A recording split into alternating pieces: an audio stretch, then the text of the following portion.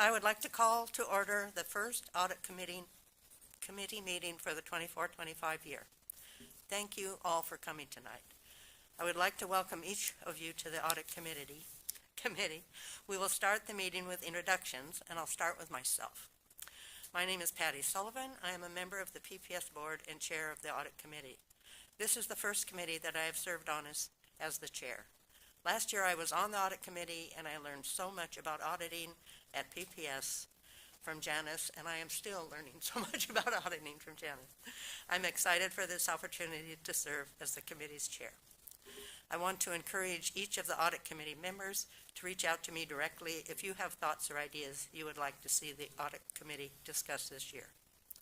Starting with Kara at that end of the table, would everyone please introduce themselves?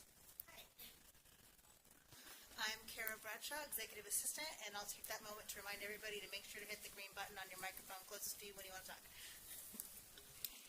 Mary Catherine Moore, Internal Performance Auditor. Janice Hansen, Internal Performance Auditor. Jennifer Samuels, I'm a community member. Eddie Wong, board member. Julia Brim-Edwards, board member and audit committee member. Hi everybody, Myung Lee, I'm the interim chief financial officer.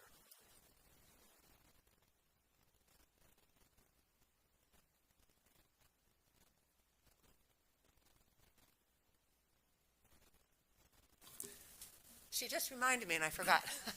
Anyway, I'd especially like to thank Caroline, who's not here, but she's on back there, and Jennifer. I understand, Caroline, this is your second appointment to this committee, and Jennifer, I understand it's your first. Is that right? Thank you both for your commitment to serving on this committee. The audit committee would also like to include up to 2 students to serve on this committee as well. Students can be appointed by the student representative to the board and at the discretion of the chair of the audit committee.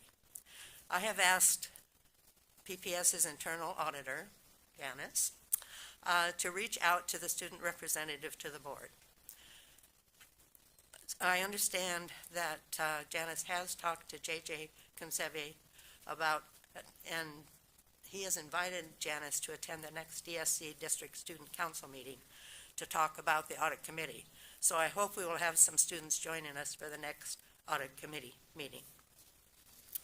Okay, introductions over. The next on the agenda for today's meeting is a report from staff on corrective actions taken in response to last year's financial statement related findings.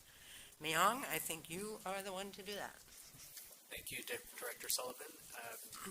This is an item that was discussed at a couple of board meetings last academic year. I believe the first time was in an audit committee meeting, I want to say December of 2023, and then presented when the board accepted the audit or the ACR in January. So it's been a little while, but my understanding is that because of the audit committee's responsibilities to follow up and basically continue to maintain oversight over audit findings, that's the context in which this is placed on tonight's agenda or today's agenda. So it's not a new issue, but we do have one new document to share, which is a memo that covers actually this item and the next item on the agenda that was prepared by Claire Hertz, who was the Deputy Superintendent of Business and Operations for several years before I myself arrived to PPS.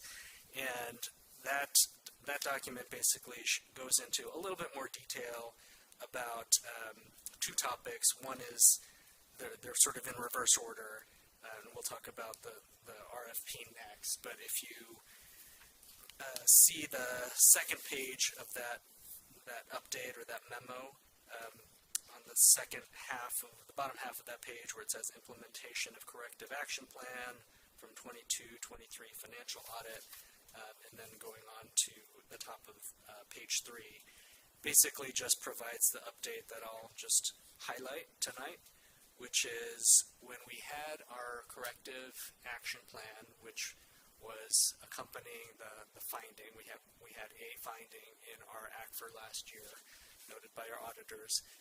We responded by putting in writing the language that appears in number 1, the first paragraph under number 1, and then the first paragraph under number 2.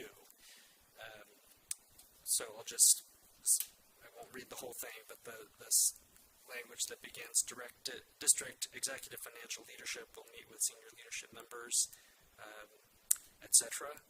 And then the update is, again, not entirely new information, but for implementation, the district executive leadership team has discussed and confirmed that grant award documents must be in place before corresponding expenditures are incurred. And on a more technical note, the district has moved all capital-related grants to a capital project sub-fund designated for grant funding. And the grant manager and grant analysts have been working with budget holders of new grants in the application process and documenting the source of the funding during the application process. Then the second component of the corrective action plan related to training and professional development. And again, the language in the corrective action plan is in the first paragraph, beginning accounting and grant managers will attend ongoing professional development. And the implementation update, and some of this has been ongoing since the finding was made and responded to, that all finance department accounting and grant managers are now members and have attended the annual conferences of the Oregon Association of School Business Officials, i.e. OASBO, and the Association of School Business Officials International, ASBO. So, in particular, the General Ledger and Accounting team completed a 3-day webinar entitled Fundamentals provided by Government Finance Officers Association in addition, and managers will continue to attend state and national conferences on an annual basis to ensure that their training is up to date on the appropriate financial accounting requirements. And maybe I should have said this up front. I know it's been a while. The finding itself originally had to do with 2 different issues. One was the recording of a federal emergency connectivity grant that was allocated by the federal government as one of the several allocations of resources during the pandemic. And the second issue was how the revenues were recorded from a special state appropriation for the Harriet Tubman relocation. And there were specific technical issues related to how those revenues were recorded. So there was no issue about funds being misused or no malfeasance of any kind or any ethical lapses, but pertaining to specific technical account codes that were used for those 2 sources of funds. And in the case of the special appropriation from the state for Harriet Tubman, the revenues were recorded as revenues when they were received, when they should have been recorded as unearned revenue. And that's an accounting distinction with... Yes, thank you, Director Brim Edwards. Yes, so not a dime has been misspent, but we needed to modify and amend the way they were recorded and learn from the misrecording in the first place. And so I think we're well on track to avoid any similar issues in the future.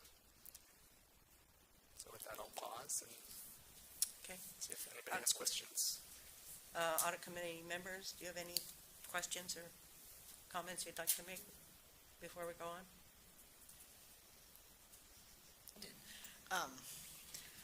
One thing just in terms of like documenting and having all it together in one place, because I don't recall having seen the letter before. It sounds like, it looks like we had discussed at a board meeting but I don't recall seeing the letter from Superintendent Guerrero or the board chair Hollings. And I'm wondering if just in the plan of action, in whatever our response to sort of memorialize for the rest of time, if we've done the work, that we put dates in of when these things happened. I mean, it says, district leaders met and discussed. It's like, well, from my standpoint, it's like, when was that? Just, again, so you have the who, what, where, and when. And then the same thing about the conference attendee. I mean, I don't think you need the month, but just like what year, this is the second one around the county and grant managers, like what year they went to the conferences. And I know it's an ongoing, but just to sort of put a fine point of like some specifics. I mean, it looks like it's been done, but then it would just be able to, you could specifically identify. To be more precise. Yeah. Okay, thank you. We can do that going forward. Hopefully, we won't have many occasions like this going forward, but yeah, hopefully, definitely noted. and we don't usually, so. Yes, I understand. But just to wrap things up, I'd appreciate that. Okay, thank you, Judy.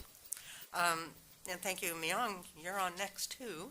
So the next agenda item, this is a status update from staff on a request for proposal, the RFP, to perform the annual audits of the district's annual comprehensive financial report and the requirements for federal awards.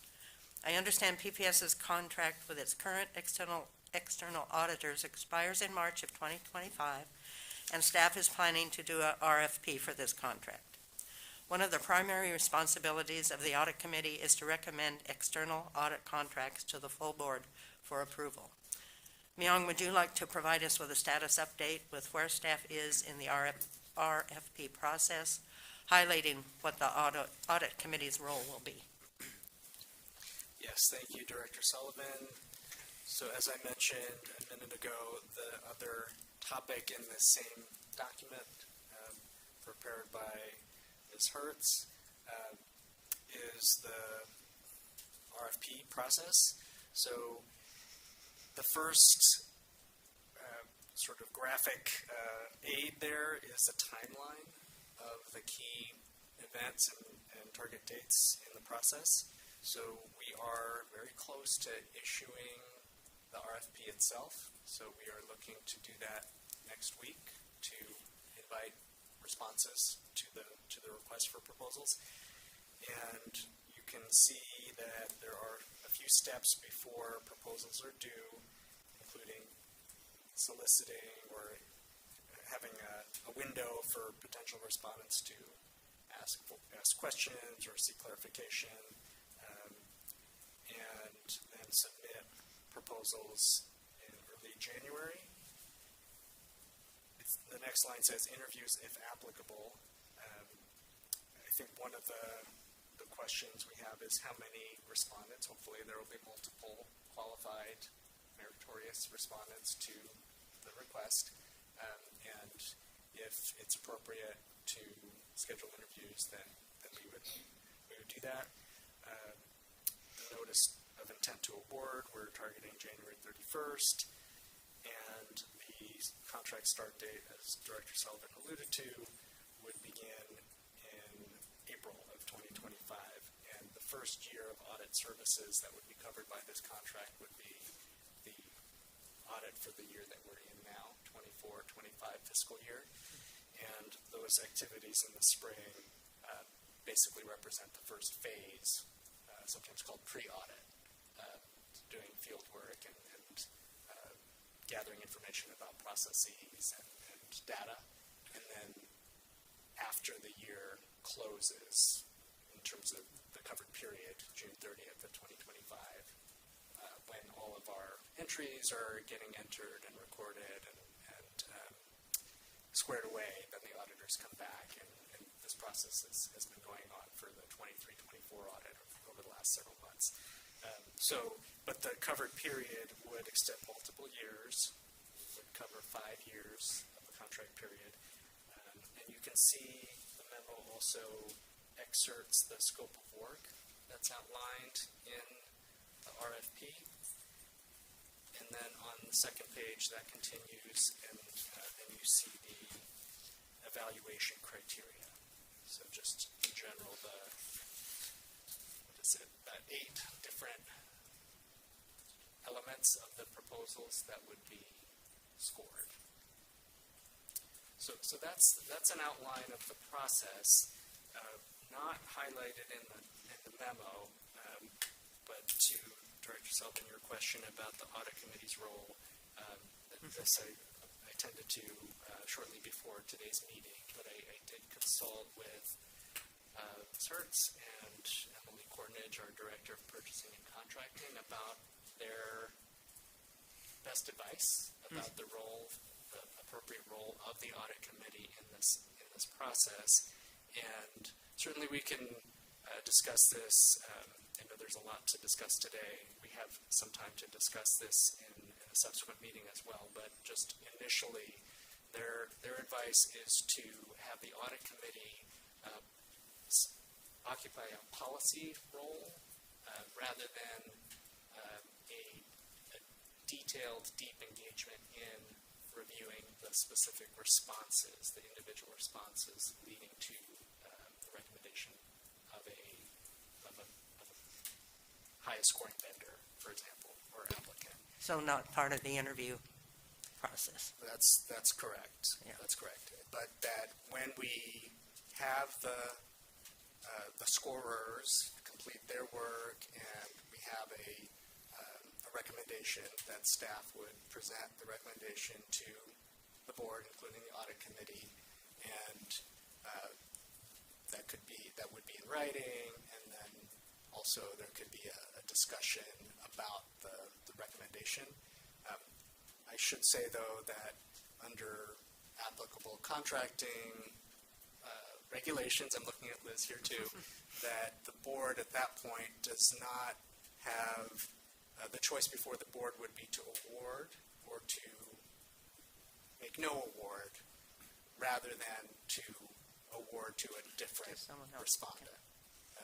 So that's, in a nutshell, that's the recommendations of my colleagues and myself in terms of the role of the audit committee. Okay, I was wondering, Julia, do you remember, because I know you've been on the audit committee before, do you remember about hiring? I'm trying, I can't remember here, I can't remember here, but I will say I'm on the Oregon State University Executive and Audit Committee, and in fact, we just went through this process 2 years ago, like a very extensive getting a new, we made a decision, not for any bad reason, but just to change auditors, because we'd had the same auditor for a long point of time, and myself and one other committee member were on the scoring panel. I guess I'm concerned that that's not arm's length, then we have the people scoring who actually are the ones who are also being the ones audited.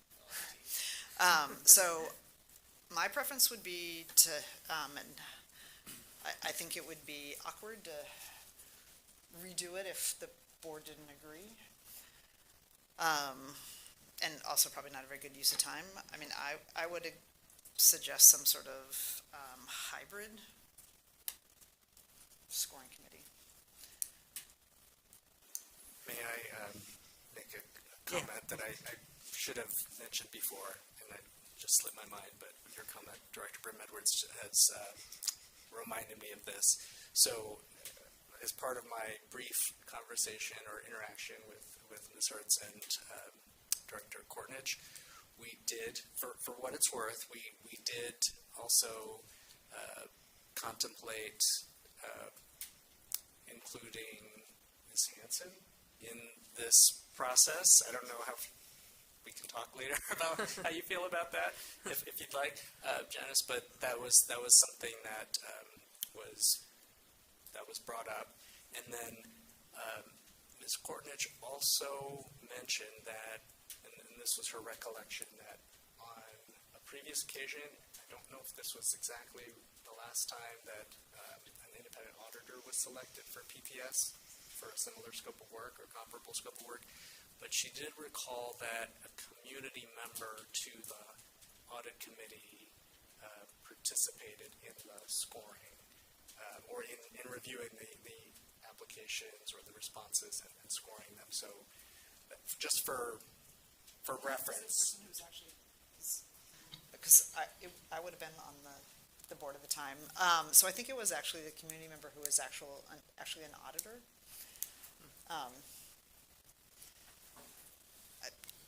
I don't, just speaking for myself, I don't feel comfortable having it all staff.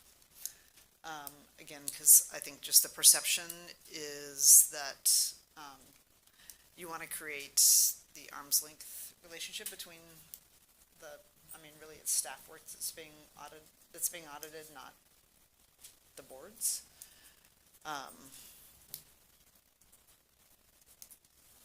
And they should view that they're working for the board, not necessarily for the staff, and I think that confuses things if it's all staff that's recommending. Just, Yeah, well, we are talking about what our role is, so I guess we need to do a little more discussion on that, maybe. I don't know who to talk with. I guess you and Janice? Sure. Later, find out, and kind of the board. do you have a? Yeah, Jennifer might have.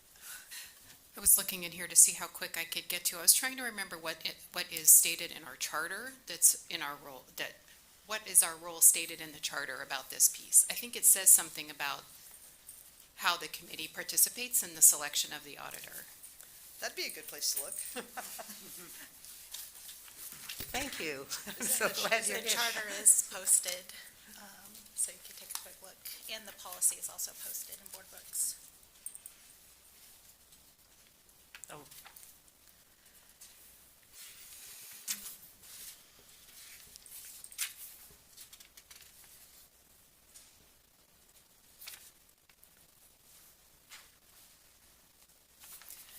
It's not in the policy.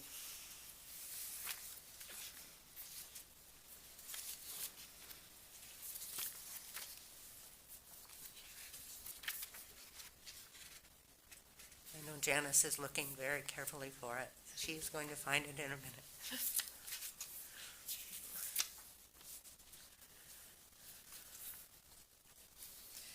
It doesn't appear to be in either the policy or the charter.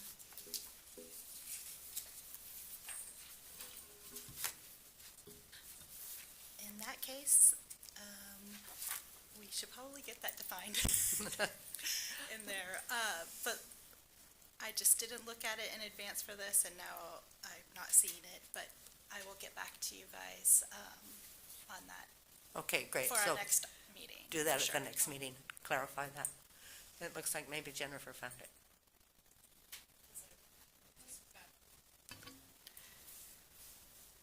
Recommends external auditors to the board and provides ongoing oversight of audits performed by external auditors. So it's pretty clear. So recommends, who recommends? The Audit committee recommends. the to audit the board. committee you like to hear the recommends rest to of the board? It says the district contracts with independent external auditors for the annual comprehensive financial reports and bond performance audits. Audits of the district can also be performed by the Oregon Secretary of State Audit Services. Some of the committee's oversight responsibilities for external auditors include make recommendation to the board related to the contracting of external auditors, obtaining status updates from external audits while audits are being performed, receiving the presentation, reviewing the results, presentation of the audit reports.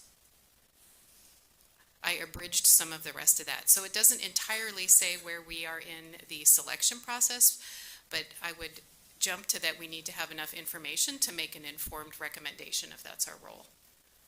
Okay, thank you. And as you said, more of a policy role, but we'll clarify that at the next meeting.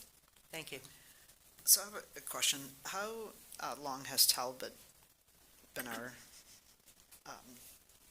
auditor? I believe it's been 7 years, but I can verify that. Janice, I'm not sure if that's think it's between 10 to 15 years. As far back as I looked it was all them. So that would be one thing I would also be interested in knowing, and just, it's good practice. I mean, there's a lot of people who can do this type of audits, to have a fresh set of eyes, and also, again, continue to have an independent relationship. Sometimes just over time, relationships become less arm's length. The other thing is, a question I would have, and this is maybe for Emily about the contracting, but if Talbot were to, again, put in something in there, be an applicant, that I'd want to know how long their lead for PPS has been in that role. Again, it's sort of best practice to switch those out periodically. Again, you get a fresh set of eyes, and also not establish relationships that may not create sort of that arm's length independence there. So that would be the other question I'd have about Talbot if they were an applicant. Yes, and I happen to know the answer to that question, which is for that same, based on that same rationale and best practice, they did switch lead partners on the engagement last year. Okay. So because the firm has served in this capacity for a fairly long time, they did make that assignment change. So the lead partner has been substituted, and they're in their second year on the process for the 23-24 audit now. So I believe that's covering that best practice for this year's audit, and then next year we don't know what the outcome of the selection process would be, but in the hypothetical that they were to continue, then I believe that change in the assignment of the individual would continue to be valid, for at least for the time being. And I apologize. When I was thinking of 7 years, I realized what I was reaching for was not how long this firm has been our auditor, but the last time we engaged in an RFP process. And I'll verify that as well, but that's my somewhat fuzzy. Actually, if we could do that, because I'm sure Emily can pull, who was on that committee. And Yes. if it was 7 years ago, so I was here, so refresh my memory. Yes, we'll get that. We'll track that down. Okay, thank you. I think we know where we're going for this, so Where are we going? we're going for more information. Okay. Okay. I very much would want to get more information about what we did before, but also just like best practice. Again, I think the auditors should view that they're working for the board versus for staff. Right, and find out what our role actually should be in hiring, since obviously we're probably not as knowledgeable about auditing as some others. Okay, thank you, Myung. Thanks for the update. We're going to go to the next agenda item, which is overview of the Office of Internal Performance Audit. Another primary responsibility of the Audit Committee is to provide oversight and support for the Office of Internal Performance. Janice, would you like to provide us with the overview of the Office of Internal Performance, which I know you have very well set up? Yes, okay, so I prepared a presentation and I printed it for you guys, but we also have it posted online. So it's the overview of the Office of Internal Performance Audit. And of course, as soon as Jennifer sat down, she noticed that it says 2022 and not 2024 for today's date. So I apologize, that should be today's date as in 2024. Okay, so for this, the couple things we're going to talk about is we're going to introduce the internal performance audit team. We're going to talk about what internal performance auditing is. We'll talk about our policy and our charter. our audit standards, the purpose of internal auditing, ethics and professionalism, governing the internal audit functions, essential conditions, and key performance indicators. So, the introduction of the PPS auditing team is myself and Mary Catherine. I like to always point out that Mary Catherine is a graduate from Grant High School. I love that. They're everywhere. Oh, okay, there's another one. Yeah, so I think that's really awesome when we have people work for us that, were educated by us also. The next slide talks about what internal performance auditing is, and I just provided the definitions there. I won't read them. The next slide is to talk about the policy and the charter. Both of those things are posted. And the policy and the charter describe the Office of Internal Performance Audit's purpose and mission, the audit standards, the authority and access to employees' records and property, independence and objectivity, responsibilities, and scope. So we actually got new audit standards this year. So the following information is be related to those new audit standards. Okay, so on the next slide, you can see the audit standards we have two listed. The Generally Accepted Government Auditing Standards, which we call GAGAS, which is also known as the Yellow Book, and that is because the cover of the book is a bright yellow. There's been a 2024 revision to GAGAS, and for performance audits, it's not required to be implemented until December of 2025. So I haven't learned all of the updates or done the training yet, but I will over the next year. So this is something we'll talk about those updates more next year. I did want to just point out the relationship between GAGAS and other professional standards. So in GAGAS, it says that auditors may use GAGAS in conjunction with professional auditing standards issued by other authoritative bodies.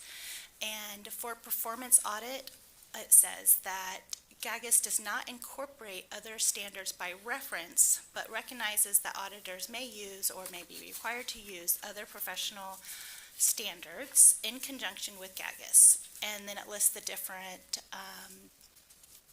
a couple of different standards, and the Red Book is one of those standards. In case you're wondering why we have two listed, the Red Book, or the Yellow Book, for performance audits, it acknowledges that you probably have to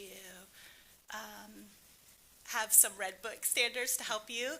The Yellow Book is written very specifically for government agencies and does not provide guidance relating to the operation of an internal audit function. So all of those standards are in the Red Book. The Red Book is Red Book. We call it Red Book because it is bright red cover.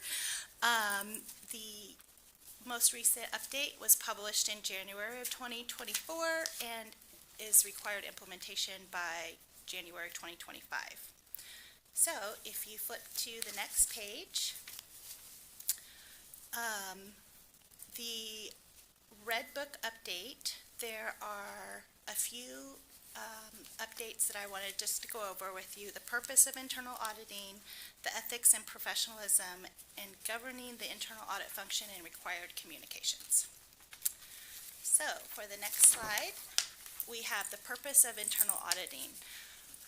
I recently went to a conference and someone from the IIA, Institute of Internal Auditing, was there and gave us some training on the new standards, and she was really awesome and super excited. And I was like, oh my goodness, she's excited about this stuff as I am. She was really great.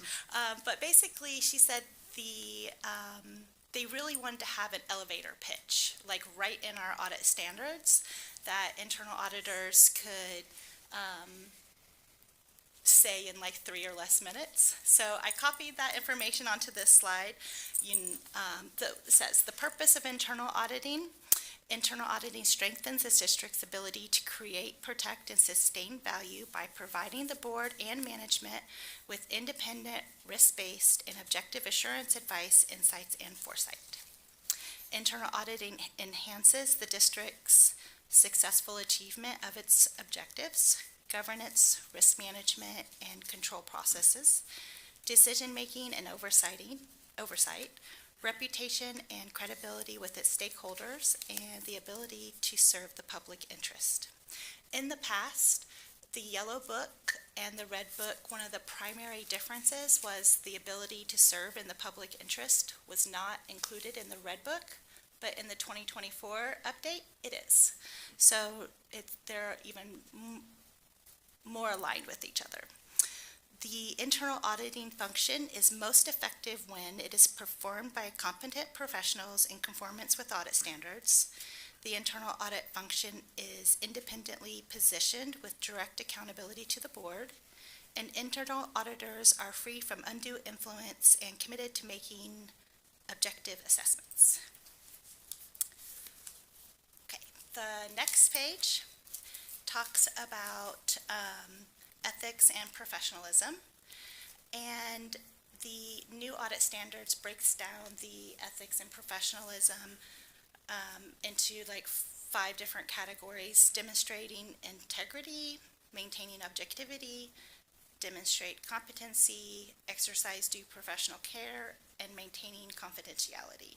So I just wanted to read for you guys the definition for demonstrating integrity, because it's really strongly worded. So it says, integrity is the behavior characterized by adherence to moral and ethical principles, including demonstrating honesty and the courage to act based on relevant facts, even when facing pressure to do otherwise, or when doing so might create a potential adverse personal or organizational consequences. In simple terms, auditors are expected to tell the truth and do the right thing, even when it's uncomfortable or difficult. Integrity is the foundation for all the other principles of ethics and professionalism, including objectivity, competency, due professional care, and confidentiality. The integrity of an internal auditor is essential to establishing trust and earning respect. So, I know a lot of everybody oftentimes signs ethical standards, and auditors are held to a very high ethical standard, and I just wanted to read that so you can kind of have an idea of how strict the guidance is related to integrity. I also wanted just to point out the demonstration of competency. Sometimes I think this is an area where I'll get questions sometimes, and I wanted to clarify on what audits we can and can't do. So audit standards require internal auditors must engage only in those services for which they have or can obtain the necessary competencies.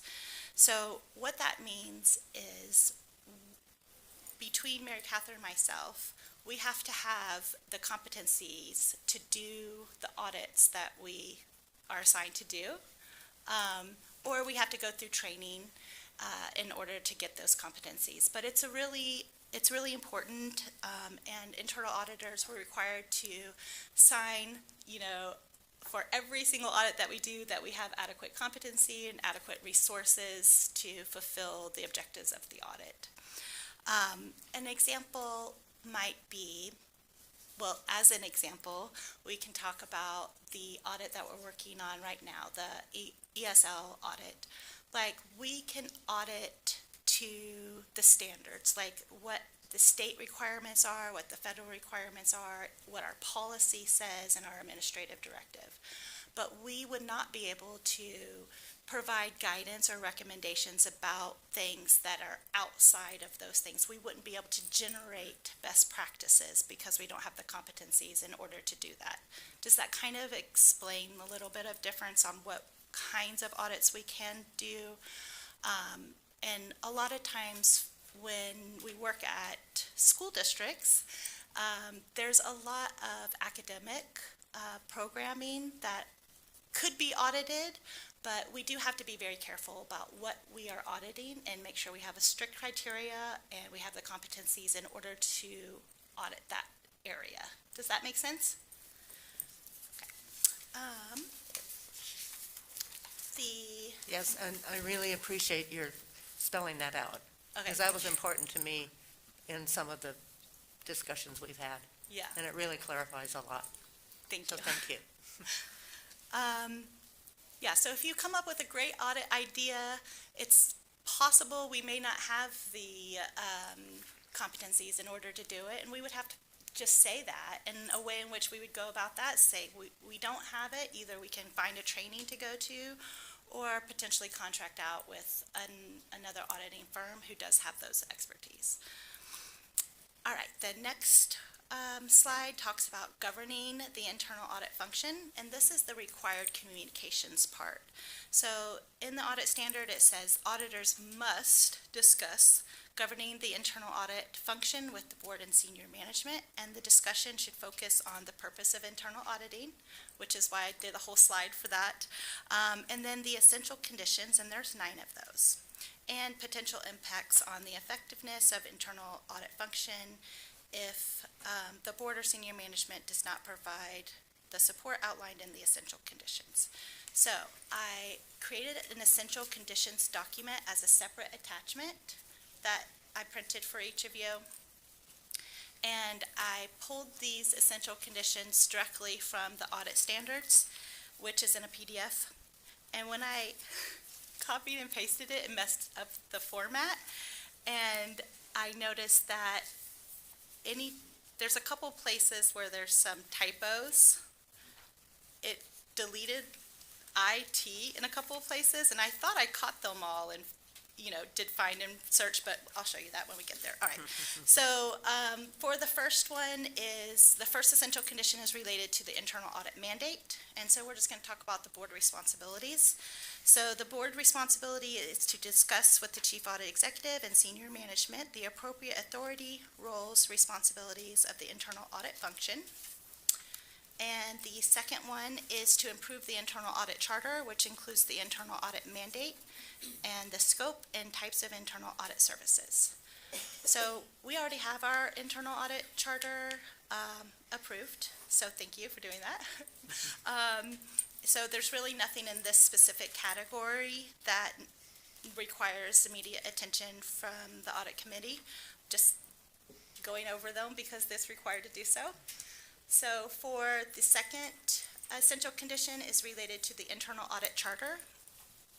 And you can see in that first bullet point, the word auditing has the IT or TI pulled out. So I'm really sorry. I thought I caught all those, but I see it now. For this, the essential conditions for the board is to discuss with the chief audit executive and senior management other topics that should be included into the internal audit charter to enable an effective internal audit function. So based off today's discussion, there might be a need to do a little tweak to the charter to talk about the internal or the audit committee's roles and responsibilities related to contracting. So I'm making a note for that. The other thing is to approve the internal audit charter, which you guys have already done. Review the internal audit charter and the chief audit executive to consider changes affecting the organization, such as employment of a new chief audit executive or changes in the type, severity, or interdependencies of risk to the organization. So we don't have anything significant to talk about in relationship to this one.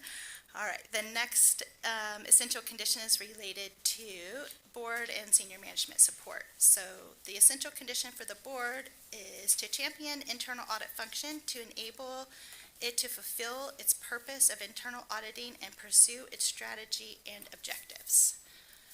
The second item is to work with senior management to enable the internal audit function's unrestricted access to data, records, information, personnel, and physical properties, another TI missing, sorry about that, necessary to fulfill the internal audit mandate, to support the Chief Audit Executive through regular direct communications. And then there's a couple of ways in which we can demonstrate that support that are listed there. So for now, I don't see anything in this category that requires immediate attention, just going over them with you. The next essential condition is related to organizational independence. And for the board, the essential conditions. So Janice, one thing I had about, there's some things in here that has the board meeting periodically with the chief audit executive without senior management, and given that we're a public body, we could never do that, so I'm is true. assuming the things that don't apply that we Right, that's true. take out, or it's just, there's a couple places in here where it has that, that just, Totally. And we are a government agency, so we're required to do our work in the public and have Open Public Meeting Act requirements as well. So in a situation like that, where one of the ways in which you could demonstrate the support is to meet periodically with the Chief Audit Executive in sessions without senior management present. The way we can do that now is one-on-one, as opposed to as a full committee, and I do try to make it a point to meet with each one of the board members one-on-one at least once a year, and sometimes I try to get more of your time, but that is a way in which it could be demonstrated, even though that's a way, it serves the same role is by meeting one-on-one as opposed to meeting as the full board without in like an executive session, which is not allowed. It's not an allowable purpose for an executive session. Did that answer your question? Yeah. Does that answer it?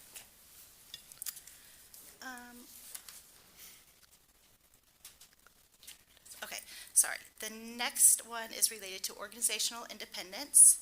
So the board the essential condition is to establish a direct reporting relationship with the chief audit executive and internal audit function to enable internal audit function to fulfill its mandate. So we have that here at PPS. I report directly to the board, typically via the audit committee. The next essential condition is to authorize the appointment and removal of the chief audit executive, which I believe you guys did when you hired me. The next one is to provide input to senior management to support the performance evaluation and remuneration of the chief audit executive. And here at PPS, the chair of the audit committee does the evaluation for me specifically, and I do the evaluation for Mary Catherine. And so this is an essential condition, but it's the way we would demonstrate it is the audit committee chair does the evaluation, and that chair gets input from senior management and other board members to include into that. So it's kind of like the opposite way, but it's a better way. The next one is to provide the chief audit executive with opportunities to discuss significant and sensitive matters with the board.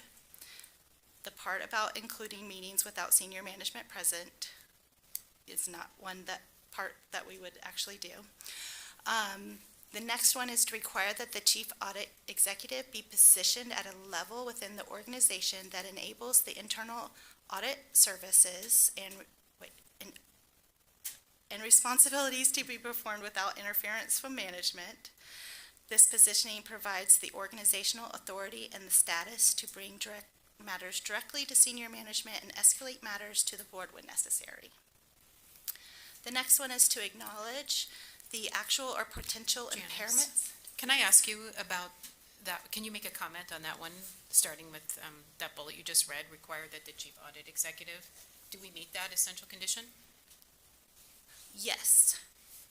So here at PPS, the way it works is I report administratively to either the deputy superintendent of operation hold on, let me look.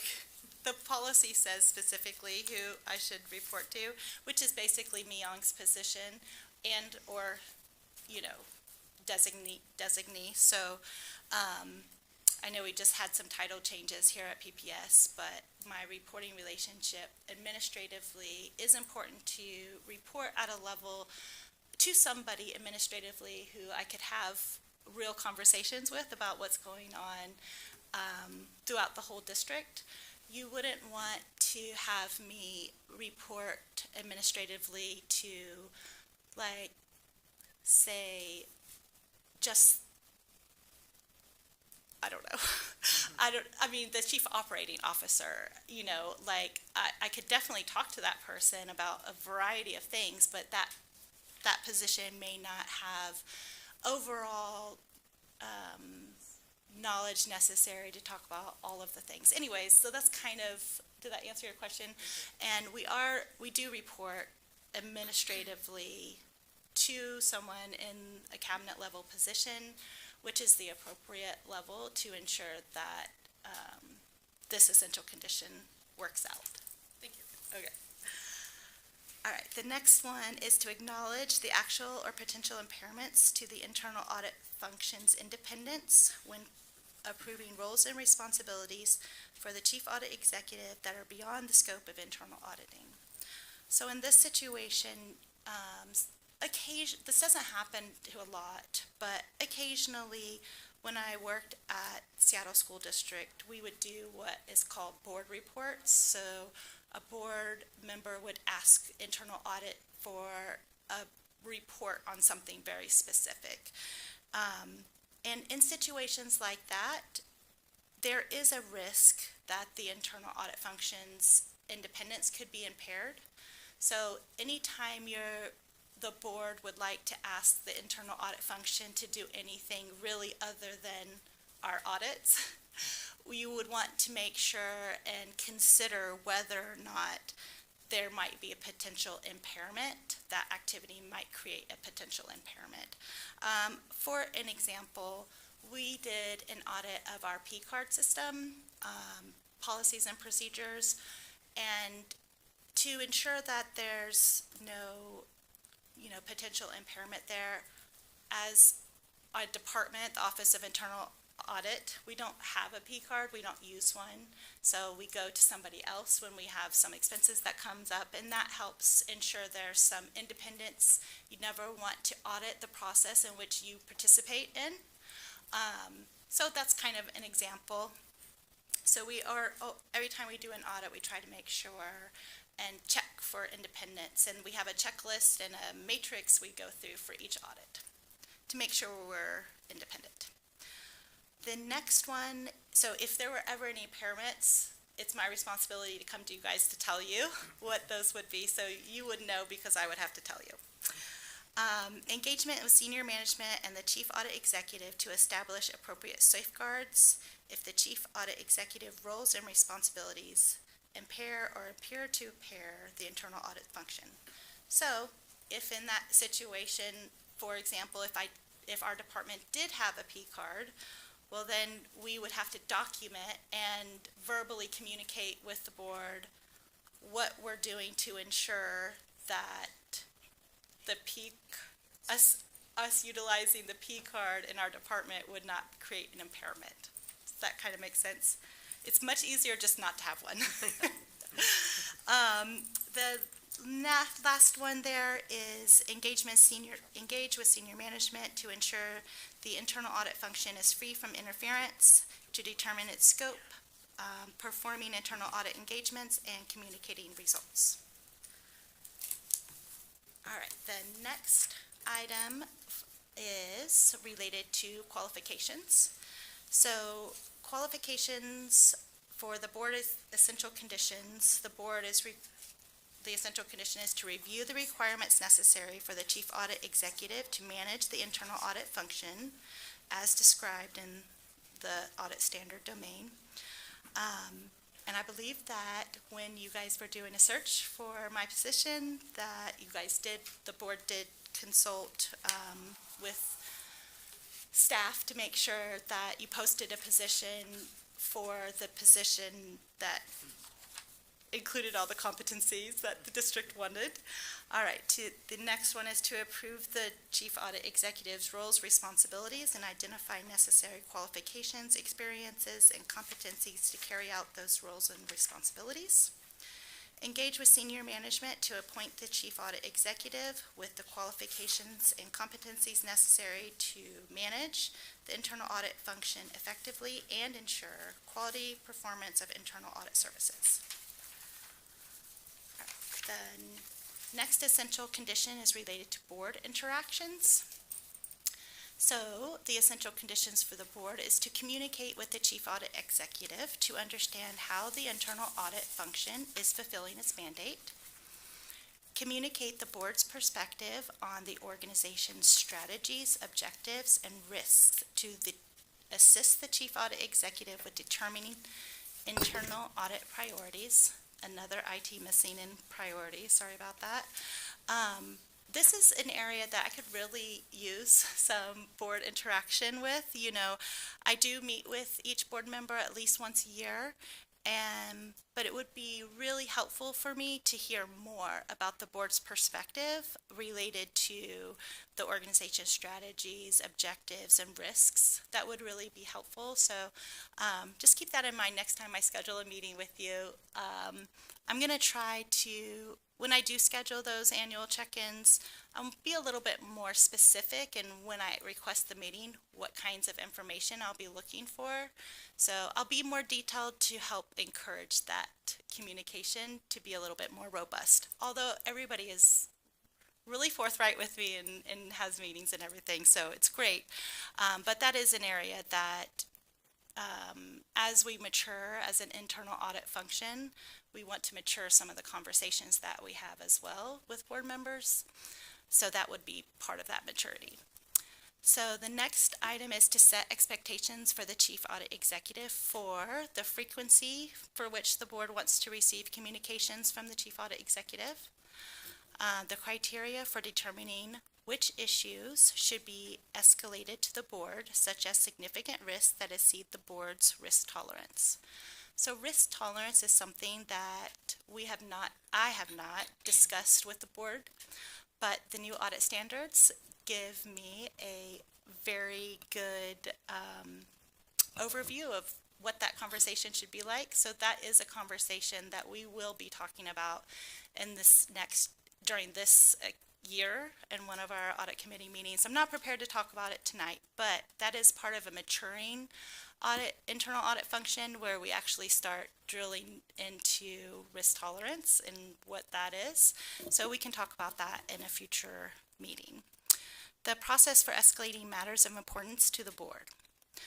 To gain an understanding of the effectiveness of the organization's governance, risk management, and control processes based off the results of internal audit engagements and discussions with senior management. And the last one there is to discuss with the chief audit executive disagreements with senior management or other stakeholders and provide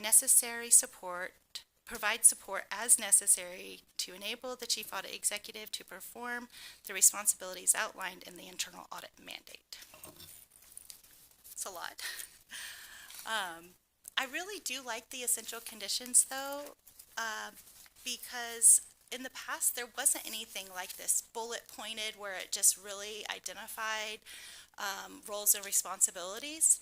And so I really like this update to the audit standards, although it does require a lot more work, but I really do appreciate them putting together something like this where it gives the bullet points. So a lot of times new audit committee members don't always know what to expect. So in the future, this will be a great way to orient new audit committee members to help them understand what their roles and responsibilities are. The next essential condition is related to resources. So the essential condition is to coordinate with senior management and provide the internal audit function with sufficient resources to fulfill its internal audit mandate and to achieve the internal audit plan. So in February of this year, I'll bring the budget proposal for the Office of Internal Performance Audit to the audit committee and for review and approval. The next one is to discuss with the discuss with the chief audit executive, at least annually, the sufficiency, both in numbers and capabilities, of the internal audit resources to fulfill the internal audit mandate and achieve the internal audit plan. So we will talk about that in relationship to the budget in February. Consider the impact of insufficient resources on the internal audit mandate and plan, and encourage or engage the senior management and the chief audit executive on remedying the situation if resources are determined to be insufficient. So we will have a robust conversation about this essential conditions in February when we talk about the budget. The next essential condition is related to quality. So the board essential conditions are to discuss with the chief audit executive the quality assurance and improvement program. Approve the internal audit function's performance objectives at least annually. Assess effectiveness and efficiency of the internal audit function. Such an assessment includes reviewing internal audit functions performance objectives, including conformance with standards, laws, regulations, ability to meet internal audit mandate, and progress towards completion of the audit plan, considering the results of the internal audit function's quality assurance and improvement program, determining the extent to which the internal audit function's performance objectives are being met. So in today's meeting, we actually are going to talk about the performance measures for the Office of Internal Performance Audit, and that's, I think, the second to the last objective, or the second to the last agenda item. So we will talk about that more tonight. The next essential condition is related to external quality assessment. So the essential condition for the board is to discuss with the chief audit executive the plans to have an external quality assessment of the internal audit functions conducted by an independent qualified assessor or assessment team. Collaborate with senior management and the chief audit executive to determine the scope and the frequency of the external quality assessment. Consider responsibilities and regulatory requirements of the internal audit function and the chief audit executive as described in the internal audit charter when defining the scope of the external quality assessment. Review and approve the chief audit executive's plan for performance of an external quality assessment, which should cover a couple things. Require the receipt of the complete results of the external quality assessment. Review and approve the chief audit executive's action plans to address identified deficiencies and opportunities for improvement. Approve a timeline for completion of the action plans and monitor the chief audit executive's progress. So that's a lot of things to for you guys to monitor me on, or monitor the chief audit executive internal audit function on. So to talk about the external quality assessment. So the yellow book also requires a peer review, which is the equivalency of an external quality assessment. So when the time comes, we need to have a certain number of audits completed before we would qualify to do a peer review. But I would anticipate in maybe the next 3 to 5 years, we will be at a place where a peer review would be appropriate. And when that time comes, I'll be sure to make sure and go over all these requirements with you again to make sure that you know what you're looking for whenever we do need to have that assessment. That's it. That's a lot of essential conditions. Does anybody have any questions about the essential conditions? That was a lot. It was a lot? That was a lot. So Okay. we can look at them more carefully. Yeah, and we can talk, like, they're not required implementation until January, so they're not required implementation yet, but this is a preview of them, so you'll know what to expect moving forward, some of the conversations that you have with me I'll be a little bit more detailed and a little bit more specific about information that I'm requesting, and also some of the essential conditions. So at least you have a high-level overview of what they are, and we can keep talking about them. But it's brand new, and I appreciate that the audit standards included them, because it was really hard to kind of pull out these essential conditions from the previous version of the audit standards, and having a whole section on it, I think, is great. All right, the last element in the presentation related to the overview of the Office of Internal Performance Audit is related to key performance indicators.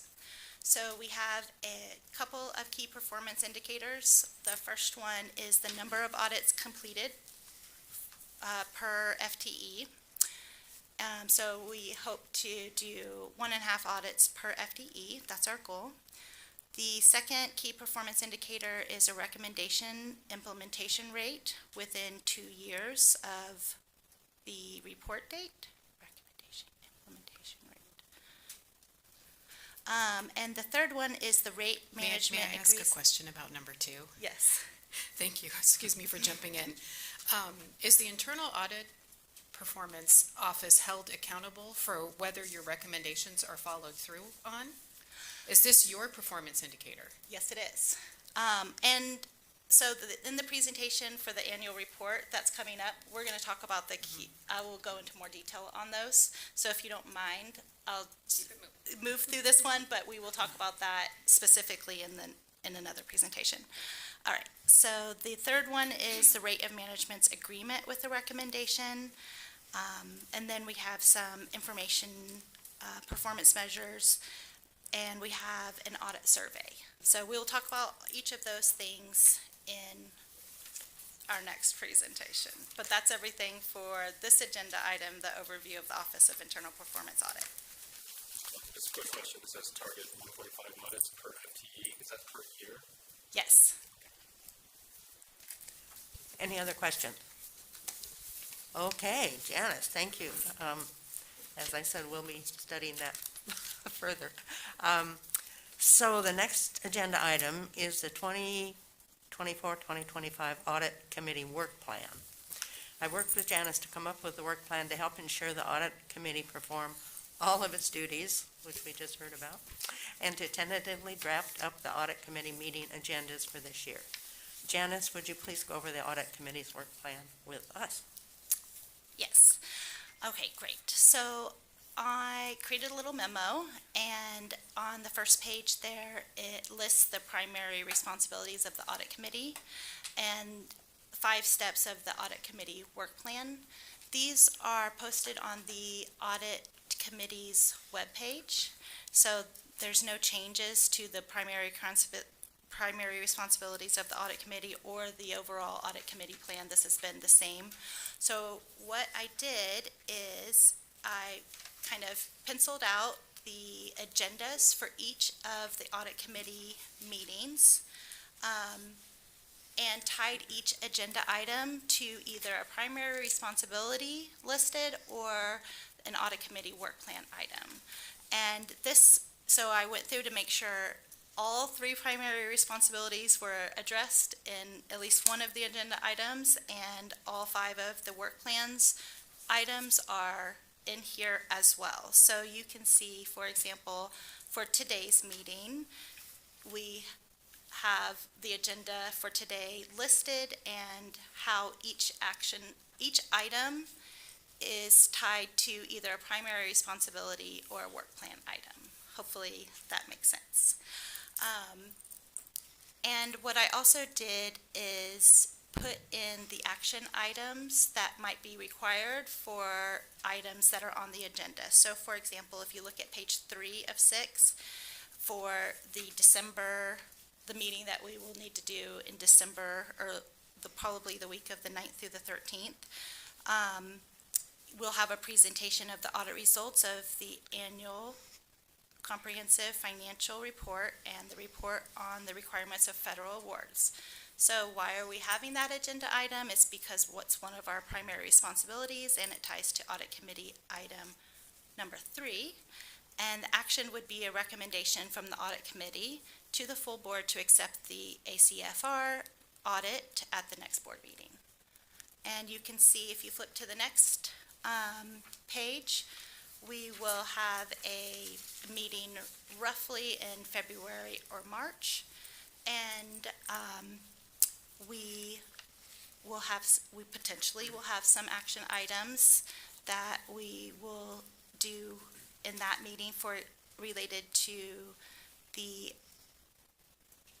RFP for the contract. So I'm not sure exactly when this will flow through, but the action item would be a recommendation from the audit committee to the full board to approve the contract for the auditors to perform the annual audit. Does that make sense? Okay. So I would. had just a question, and a suggestion.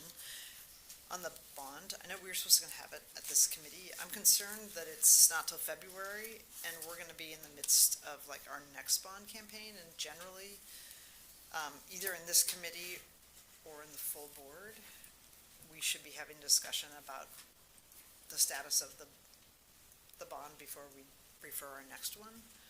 So I'm concerned it's in February, which would be, like, we've already referred, and I think we're gonna need to be able to account for where we are. At least I know we won't have completed all our spend for the 2020 bond, but we will have spent a fair amount, and we'll have to actually, be able to account for that. So I'm concerned about waiting till, I think February is too late. So I'm wondering if we get it on the 9th, and if this committee can't do it earlier, it seems like we should have it at the full board. I don't know if you have an opinion, Leon. May I ask whether, I understand the point you're raising, Director Brim-Edwards, it's well taken by me at least. I guess a question about whether make sure I get my acronym right, the sort of new facilities in SFIOC structure, is that a place where such a discussion could be taken up? Just as another option. It could, however, just looking at the meeting schedule we have so far, I'm thinking that they also are having to like compile the audit. Compile the referral, which will be a whole separate task. I mean, it could, but we don't currently have it scheduled. And I'm just concerned there's not going to be enough time, but also I feel really strongly we can't move into a referral without being able to tell people where the previous bond. So to clarify, what you're talking about is the status of the implementation of recommendations made by our bond external auditors. So each year, the bond external auditors issues a report to PPS, and included in there are recommendations. And the audit committee's, one of their primary responsibilities is to follow up and provide oversight for the implementation of recommendations for all of the external auditors PPS has. And so that's what you're looking for, is for staff to come to report to the audit committee on the status of the implementation of recommendations that were made by the external bond auditor. Actually, I don't think we've ever even had the audit recommendations brought to the board. Have you had anything since 2020? Like, I assume there's I been don't think so. Which generally goes to the Bond Accountability Committee, but that's not a substitute for us knowing. So there just needs to be some sort of board check point. So it's less about, I mean, obviously I care about what the findings are and what the district response is, but also it's getting the bond audit Yes. and having it, I mean, they audit every year, and then having an opportunity to actually ask them questions. Yeah, so the last 2 years, so the first, like 3 years ago, when Julia, you were the chair of the audit committee, we actually had a joint committee meeting with the Bond Advisory Committee. bond, yeah, and this Facilities Improvement Committee, whatever it was named at the time. So we had a joint committee meeting where the bond auditors came to present the results of the audit, and there was an opportunity to ask questions and stuff. But that is, we haven't done it in the last couple of years. I did check online before this meeting to see when the bond auditors typically issue their audit report, and it's not the same month every year, so it's a little bit harder for me to track, but I do try to pay attention to when their audit is completed and when it's ready. So I will be more attentive to making sure that that gets brought to the audit committee. Yeah, and we wanted to have this now, but it just sounded like they couldn't get it together. Well, I guess, even last year's audit, like, there's been no conversation with the board, and if we're gonna go out and ask for another $1.8 billion, like, we should have the most recent audit and an opportunity to talk to the auditors, even if it's the one that got issued 5 months ago or whenever they last issued it. Yeah, I think it's important to be transparent about that. Yeah, and it's primarily because we're gonna say, like, so didn't we just approve $1 billion bond for you? It's like, yes, we did in 2020, and here's what we spent, and here's, there's gonna be questions about some things that haven't happened. And so we need to understand, have the independent, financial sort of auditors to share what has happened. Again, it doesn't necessarily have to happen in this, it's a natural place where it could happen. But since I'm seeing it on, and actually something slightly different for February, I just think that's not a substitute for this other thing happening. How about I send out some emails and see what we can make happen for our December meeting. It might need to add a little bit of extra time to our December meeting, but if it's really important, I'm sure we could potentially, I can't speak for management. I can at least request and see if we can make the agenda accommodate that additional item. Okay. Do you know when we got the last audit from the bond auditors? Off the top of my head, Director Brim-Edwards, I do not. I'd have to look that up. But if I can comment on the question of the December versus the February,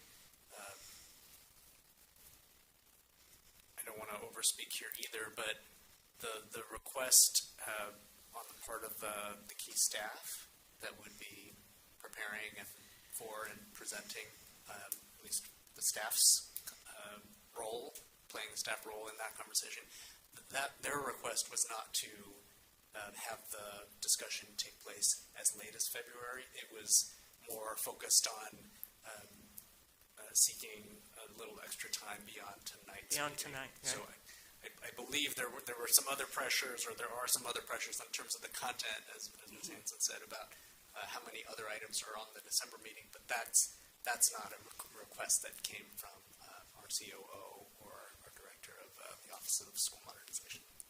So they might be okay with December if I would there's be time. optimistic that would work for them, yes.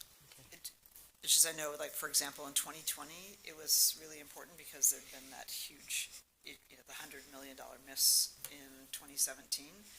So in 2020, people were, kind of out for blood of, like, you have to show us that you actually estimated this right, you've spent the money, and just seems like that's a necessary foundation piece for the next bond. And if they have something that they've already done for last year, it's more the board receiving it. I'm a little bit surprised if, I'm sure they did one that we didn't receive it, and that we have an opportunity to just understand where we are, so we can speak to what we have or haven't done that was part of the. And I do see that there was a report produced in February of 2023. And Ms. Hanson, please help me if I'm referring to a different report. But that's on our website. It's called Bond Performance Audit Year 4, Yeah. covering the 2017 and 2020 20 voter-approved bond measures, and that was dated February of last So year. the question I have is like, did that ever come to the, I don't recall it coming to the board. It may have gone to the Bond Accountability Committee. Anyway, we're gonna be the ones having to like tell the public how how the money was spent, so it just seems like. If we Okay, can- well, because of time, can you and Mel work together to Yes. find a time as soon We as will. possible? Okay, Yep, good. we will make some adjustments and make that happen for the December And it may meeting, be it sounds like. relatively like painless. I mean, just. Yeah. Because that was in the. Okay, we've got a couple more things. Okay, well, sorry, to wrap up on do you have this more? area, Okay, thank wanna you. wrap it up? Yeah. Hurry up. Thank you, Patty, for asking me to do this, tying it all out, because it really helped me make sure that all of you, the audit committee, does get all of the things. So that was probably a catch, that it was a good thing for me to do this, to tie each committee Yeah. responsibility out and put it into the agenda. And that's kind of how we came across the fact that we hadn't gotten updates related to the bond audit, so we will make sure it's included in this year. So, it looks to me like we've done the work plan. Right. And Janice, the Office of Internal Audit's annual report? Yes. Okay, so the next item is the Office of Internal Performance Audit's annual report.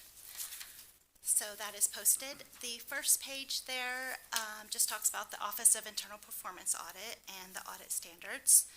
The next page talks about our performance measures. So we have a couple of performance measures, and this is kind of the annual reporting out on those. So the first one is audits per FTE. So one way to measure efficiency is by looking at the number of audits completed per full-time equivalent employee, so per FTE. Since there's two of us, myself and Mary Catherine, we try to do 3 audits per year. That's our goal. You can see listed there below is the number of audits that we've issued over the last 5 years. And you can see that we haven't met our goal, and that is sad for me. So I really did a deep dive to try to figure out where some of the inefficiencies might be coming from and how we could do better. And what I kind of came up with is in relationship to the initial planning of an audit. So right now, what I do is I ask the audit committee and then the full board to approve an audit topic at a very high level. So I'll say, I would like to do a building security audit. That's one of the ones that's been approved. But I don't go into the specific objectives at the time. And initially, the rationale behind that is because we're usually a year behind. So when we get something approved, it's usually at least a year after, by the time we actually start working on the audit. And to be honest, I don't always remember everything that I planned for the year. So initially, I thought that was a good strategy. But now what I'm seeing is once we get started on the audit, we spend a lot of time doing some of the initial questions about what should we be auditing within this program. So what I think would be a good idea is to be more specific about what the scope of the audit will be up front. And when I'm asking for the audit committee's, approval for the audit plan. And so how the audit committee could help me in this process to make sure that I'm really kind of leaning into this and doing more of the planning up front is in the May or June meeting of this year's audit committee, probably in 2025 though, when I come to the audit committee to discuss the plan for next year, I should be providing you with a lot more information than what the audit plans have been provided in the past. And we can look at what the last year's audit plan is. I attached it as the next document, so you can see what high level. So that's what I've come up with, and it's really important for me to meet the performance expectations that we set. And so that's kind of how I plan to address it, and how the audit committee could help me and make sure and keep me accountable is in that June or May or June meeting, to make sure when I come with the audit plan, I'm more specific about the objectives. All right, the next, Janice, yes. one thing that seems like it would be helpful instead of waiting till June is for you just to pick some milestones, and every quarter you just report on what the milestones are. Because if you get to June and you are, 80% through one audit versus, through 2 audits in a quarter, it's like too late to catch up. Yep. So it seems like having milestones that you're gonna report on quarterly that accomplish the milestones accomplish 3 audits. Yep. And the other suggestion I would have, because just looking back, it's like most years, only 1 audit's been done versus 3 is that, at the very beginning when you're scoping it, if it seems like it's not gonna hit, you have 600 hours for each of these, or at least the first 2, last one's 500, is like rescope to limit the scope. I mean, catch what are the most essential. There's probably some nice to have, so what are the most essentials, to really try and have a plan that is realistic, that lands the 3 audits this year. I agree with you. All right, so in the December meeting, I'll give you an update on that specifically. I'll work and create a milestone and be sure to include that in our next audit committee meeting. Okay, so the next performance measure is the rate that management agrees with the recommendation. So as you mentioned, Jennifer, about seems odd to evaluate the Office of Internal Performance Audit based off whether or not management agrees or disagrees with a recommendation. But the truth is it is really a gauge of our efficiency and effectiveness, is to convince management to agree with our recommendations based off of the integrity of the report, and the evidence in the report should lead management to agree with the recommendations. And so that's why it is a performance evaluation for us. It's reflective of our ability to communicate the rationale and the understanding behind the recommendations, and to effectively convince management to implement the recommendations. It is hard to be evaluated on something like that when the Office of Internal Performance Audit has no control. Management is free and can and does disagree with recommendations if that's the way they feel. And as for an example, in the last 5 years, we've issued a total of 45 recommendations, and a management agreed with 43 of them, and they disagreed with 2. So that's a 95, plus percent rate, which is really good. I think that, when management is disagreeing with the recommendations, they probably have a very specific reason why. So perhaps as we move forward, if there are disagreements in the implementation or with the recommendation, maybe we could have staff explain the rationale for the disagreement in a little bit more detail when we do the presentation of the audit results. The next one is the implementation rate. So we also looked at the percentage of recommendations implemented. So it's not enough just to have management agree with the recommendation. We actually want management to implement the recommendation. And so that is another measure of performance, is whether or not the management follows through and implements the recommendation. So right now, we have of the 40 let's see. During the last 5 years, we've been able to confirm 23 of the 45 recommendations have been implemented. So right now, that implementation rate is about 51%. And there are oftentimes recommendations that do take multiple years to be fully implemented. So for example, in our contracts audit, one of the ways in which management said they would address the recommendation was to get a new software system. So we don't just get a new software system. It takes a while to contract for it, then have it come in and testing. And so in situations like that, you wouldn't expect them to be able to implement that recommendation within a year. Sometimes it takes 3 to 5 years.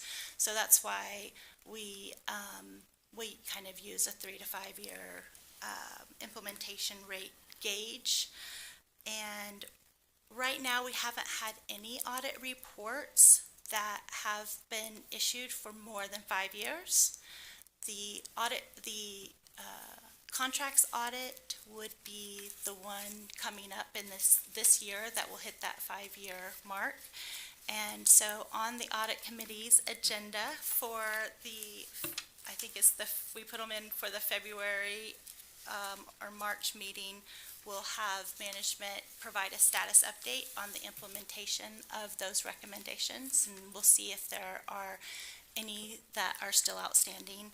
I think the last time they came to report, they were a little more than halfway through implementing all of the recommendations. So I know that there's progress, and but that's the first audit that will hit that 5-year mark. It's not there yet, but we'll have an opportunity to talk to management related to the implementation of that later on this year.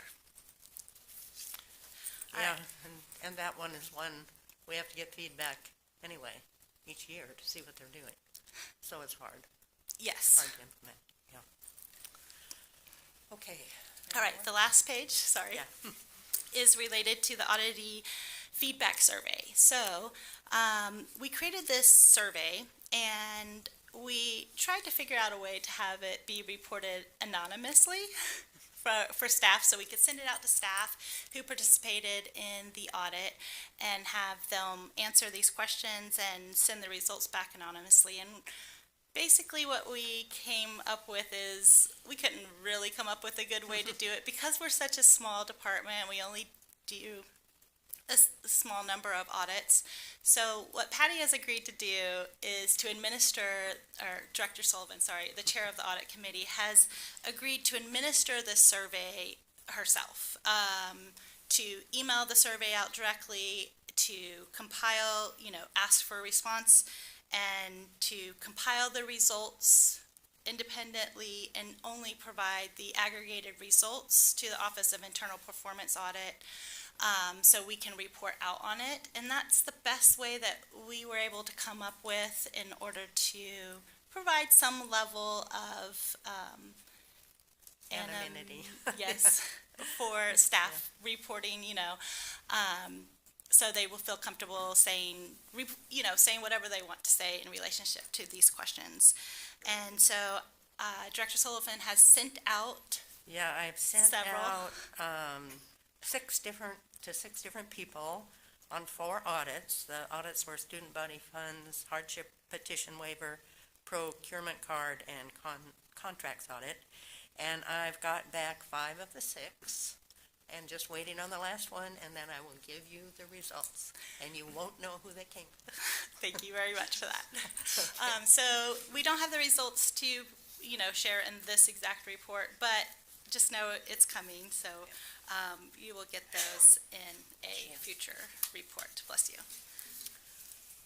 Okay, is that? Madam do you Chair, have any more, Janice? it says, Oh, but go I ahead, I sorry. have to leave. I know, I think I'm there's- about ready to say goodbye. Because there's one last agenda item, and it's, is there any sort of action you were going to take on it? I'm sorry, Which one was that? the audit, Audit plan the proposal. audit plan. Oh, the audit plan. Oh, yeah, Oh, I can be very quick. okay. So Is that like a minute because- quick, or? Yes, 'cause- 1 minute. So very quickly, we have not the audit plan that was approved for last year, we haven't made progress on that because we haven't met our goals. So this will just be the same audit plan for this year. It'll be like rollover audits. So we won't select any new audits for the 24-25 school year that we're in right now. But in June of this year, of 2025, this audit committee will get to pick audits for the following year. Okay. So this is just the same as last year. Yes. So were any audits completed last year? Yes, the student body fund audit. That's right, okay. So we don't need to do anything with this? No. Just But information. you're gonna come back with milestones of how this is gonna be Yes. finished by the end of the year? Mhm. Okay, That's really, really quick. You can go if you want. okay. Okay. Thank Sorry, you. Okay. Sorry, you should tell me. You should. Oh, I'm sorry, Julia, you may, you may go before I go. Just a quick question, for the Measure 98 audit, does that overlap somewhat with some, because I know, doesn't that require some external audit to also look into it? So is there any overlap? There is. So actually at a conference that I went to just a week or two ago, I chatted with the auditor from the Secretary of State's Audit Division who's performing the statewide audit of Measure 98. And I talked to that auditor about the scope of their audit and what they looked at. And, because PPS is the largest school district, our outcomes would make up a significant portion of the overall state results.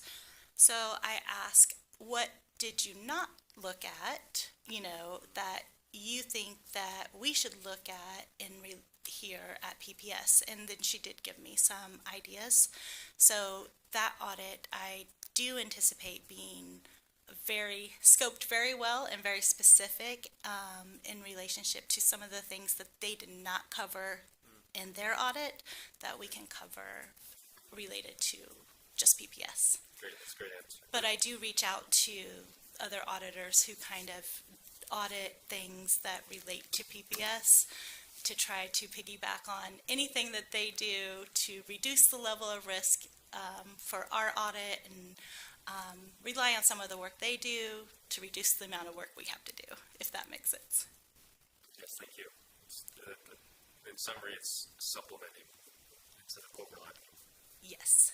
Thank you. All right, thank you. So we discussed a lot. Janice, thank you so much for everything. So the next meeting of the audit committee will need to be during the week of December 9 to 13. So I think we decided we couldn't have the report the week before that, right? Right. We have to go into the week of 9 to 13. Yes, that's Okay. correct. All right. I'm just sorry because I won't be here. So Eddie's going to have to do it. So I will be working with the board office to get that meeting scheduled as soon as we are able to firm up a date. And it sounds like we have to pretty much get that date from you, right, Mia? When it's going to work? I believe any date, as far as the staff involved and the deliverable. In that week? I think any evening that week will be fine. I think it's more of a matter of scheduling for the committee members. Okay. What else is going on that week and scheduling conflicts and parameters. Okay. So we'll get Roseanne on that, I guess. Okay. Thank you. Anything else for the good of the group? No. All right. Since that's my first as chair, Yes. I'm going to call the meeting adjourned. Yay.